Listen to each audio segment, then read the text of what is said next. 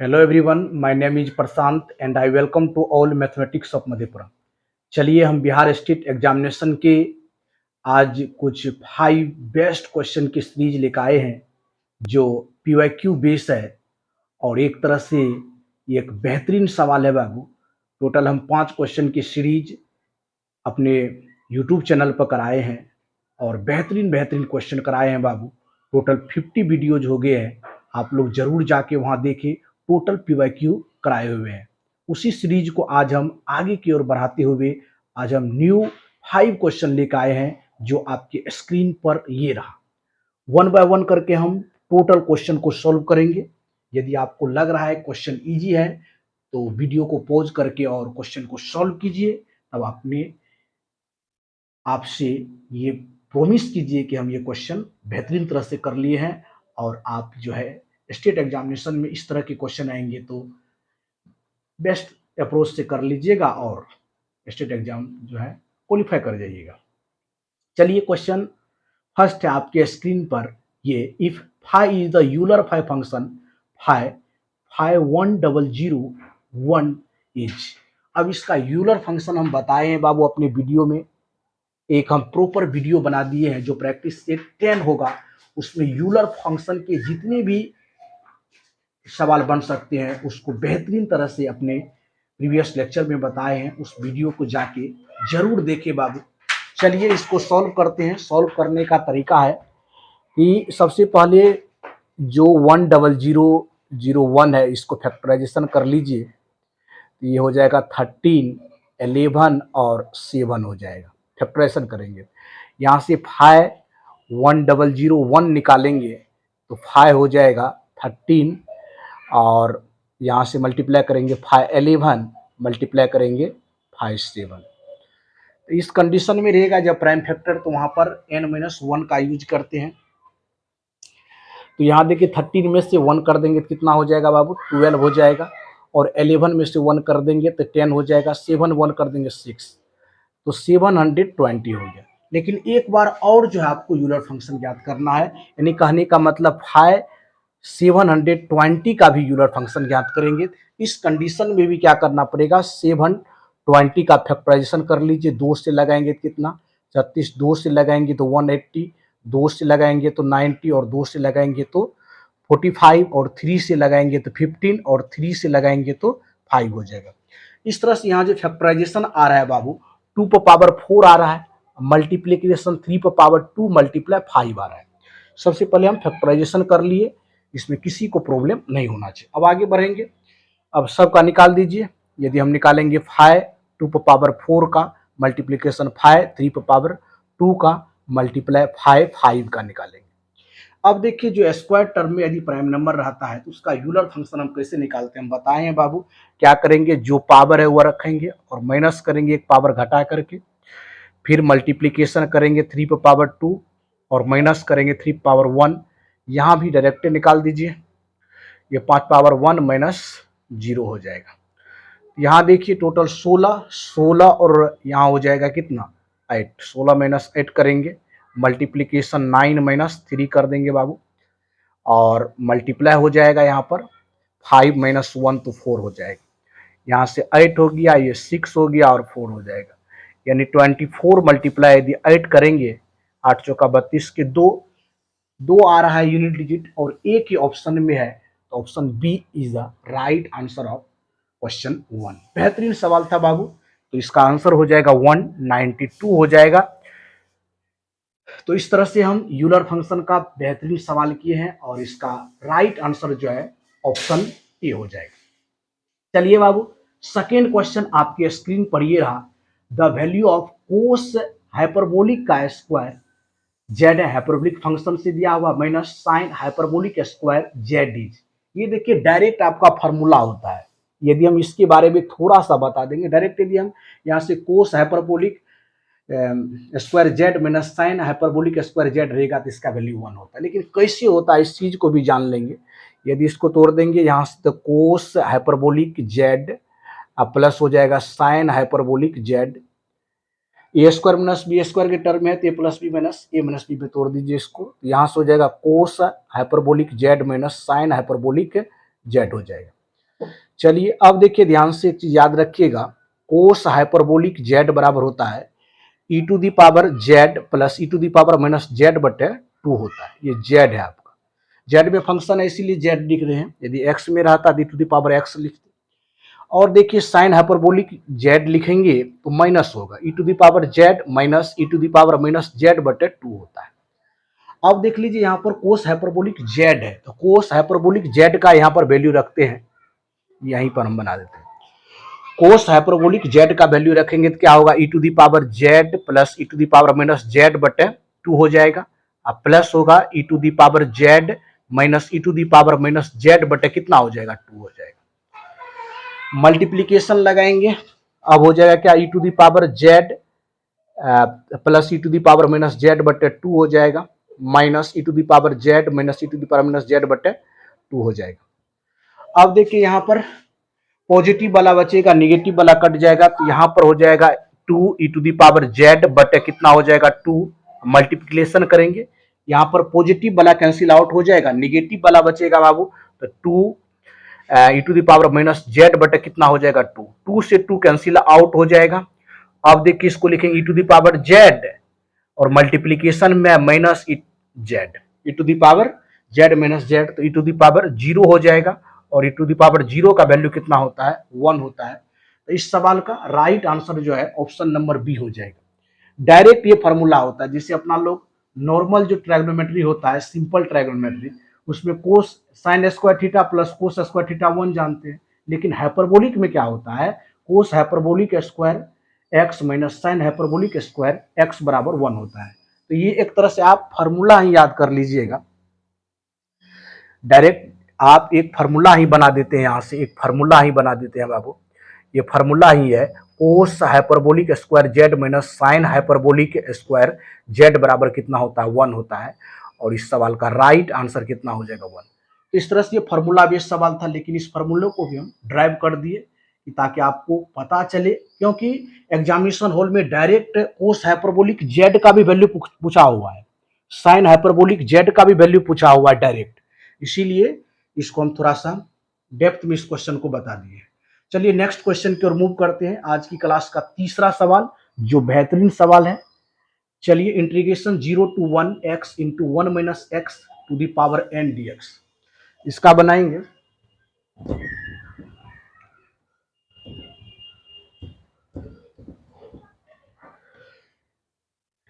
अब देखिए इसमें एक प्रॉपर्टीज का यूज होगा, जैसे हम लोग जानते हैं 0 to a रहता है एफ एक्स डी एक्स, तो इसको लिख सकते हैं 0 to a F A minus x D x हो जाएगा।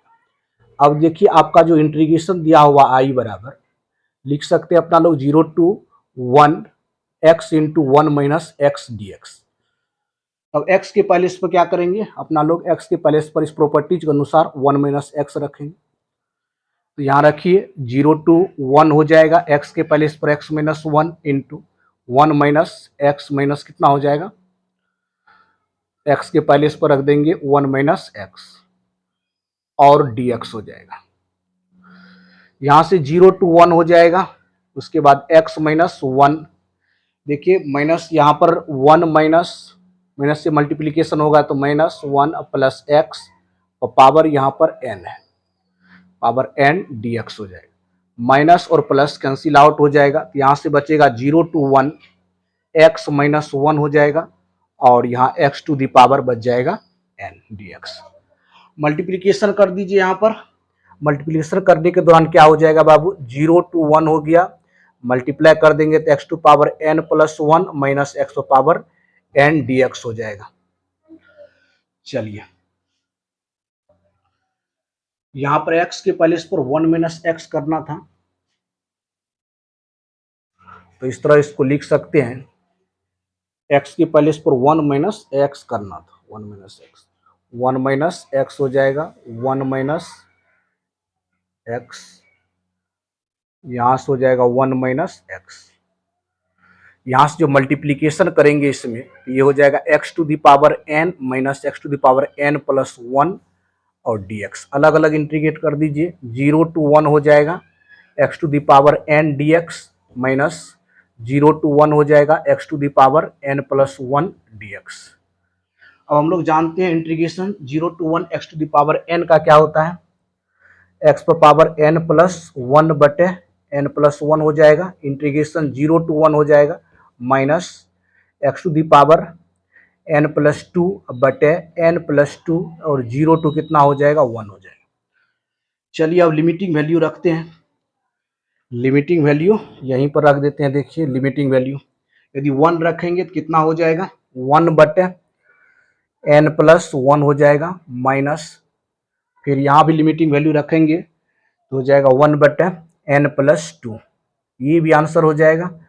लेकिन इसमें एलसीएम ले लेंगे, n+1 इंटू n+2 होगा, यहाँ पर हो जाएगा n+2 माइनस n-1, तब प्लस माइनस कैंसिल आउट हो जाएगा, तो 1 कितना हो गया n+1 इंटू n+2 हो जाएगा। इस तरह से इस सवाल का राइट आंसर जो हो गया ऑप्शन नंबर सी जो है इस सवाल का राइट आंसर है 1/n+1 इंटू n+2। चलिए फोर्थ क्वेश्चन की ओर मूव करते हैं। Find the equation of the tangent and nerves to the curve f(x) बराबर दिया हुआ x³ - 4x एट 1/1 पर। देखिए f(x) को हम लोग क्या बोल देंगे y बराबर, y भी बोलते हैं x³ - 4x। अब टेंजेंट और नॉर्मल्स का इक्वेशन ज्ञात करना है, तो हमको dy/dx चाहिए, dy/dx बराबर हो जाएगा 3x² - 4। अब कह रहा है dy/dx, लेकिन पॉइंट्स भी आपको दिया हुआ है एट पॉइंट 1,1 पर। यहाँ से x का वैल्यू आप रख दीजिए, x का वैल्यू 1 रखेंगे तो कितना हो जाएगा 3 - 4 बराबर -1। यहाँ से क्या कर लीजिए, ये dy/dx एक स्लोप हो गया m, मान लीजिए m का वैल्यू -1 आ गया। फर्स्ट आपको अब पूछ रहा है, पहला पूछ रहा है इक्वेशन ऑफ टेंजेंट। देखिए सवाल में पूछ रहा है equation of tangent and normals, tangent का भी आपको इक्वेशन ज्ञात करना है और नॉर्मल्स का भी इक्वेशन ज्ञात करना है। देखिए दोनों को सॉल्व करते हैं।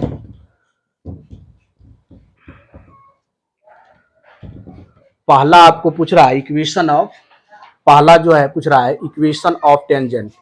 इक्वेशन ऑफ टेंजेंट बराबर अपना लोग जानते हैं y - y1 बटे x - x1 बराबर होता है dy/dx, यानी हो गया स्लोप m कर लेंगे, m का वैल्यू यहाँ रख देंगे। तो पॉइंट आपका दिया हुआ y - y1 तो 1 हो जाएगा, x - x1 1 हो जाएगा, यहाँ से -1। चलिए y - y1 बराबर -x + 1 हो जाएगा। चलिए सेट कर लेंगे y + x बराबर 1 + 1, तो x + y बराबर कितना हो जाएगा 2, x + y बराबर क्या हो जाएगा 2। देख लेंगे कौन सा ऑप्शन होगा। देखिए x + y बराबर 2 ऑप्शन है आपका, x - y तो नहीं होगा। अब आपको नॉर्मल्स का भी यहाँ पर इक्वेशन ज्ञात करना पड़ेगा, यही निकाल देते हैं इक्वेशन ऑफ नॉर्मल्स ज्ञात कर देते हैं। तो हम लोग जानते हैं y - y1 बटे x - x1 बटे 1 बटे होता है dy/dx, 1 बटे dy/dx मतलब 1 बटे माइनस कितना हो जाएगा m लिख देंगे। यहाँ से m का वैल्यू देखिए -1 है तो पॉजिटिव हो जाएगा, यहाँ से डायरेक्ट लिख देंगे y - y1 का वैल्यू 1, अब बटे हो जाएगा x - 1। यहाँ से देखिए क्या हो जाएगा, माइनस और माइनस कैंसिल आउट हो जाएगा, तो y = x हो जाएगा। दो आपको इक्वेशन प्राप्त करना था, एक इक्वेशन प्राप्त करना था x + y बराबर 2 और नॉर्मल्स का इक्वेशन हो गया y = x। ऑप्शन देखेंगे कौन सा होगा, option 1 is the right answer of question 4।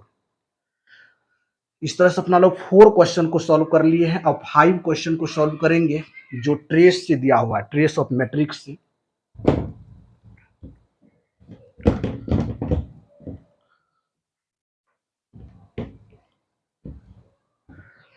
चलिए क्वेश्चन को केयरफुली रीड करेंगे। इफ ए मैट्रिक्स दिया हुआ 1 0 0 और यहाँ से आयोटा दिया हुआ -1 + i iota 3 √3/2 0 0 1 + 2i -1 - i √3/2, then the trace of a to the power 102 ज्ञात करना है।